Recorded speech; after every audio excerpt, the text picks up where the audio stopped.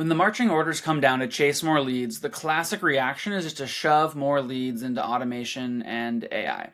This sounds good in theory, but runs the risk of burning these leads for the long term.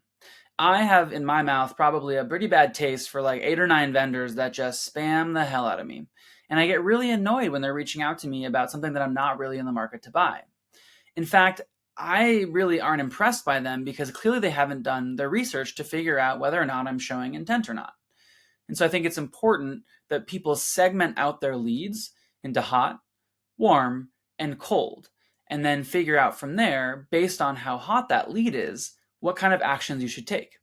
The hotter the lead, the more human touch, awesome interaction, surround sounding you should do. The colder the lead, the more informational, light touch you should be. For example, maybe you ask your marketing teams to send high level, value additive survey results or blog posts to those cold leads, whereas you have your sales team chase after the hot ones, maybe by offering a gift to that person or reaching out to them across email and LinkedIn, and then trying to follow up with a cold call a little bit later in the day. The medium ones, the warm ones, are the tricky ones because it isn't obvious how you should go after them, whether your sales team should work them or your marketing team or some combination of both. But in my opinion, using intent data will reveal whether or not that lead is hot enough to the point where you want to go after them. And you also want to consider what your go-to-market motion is.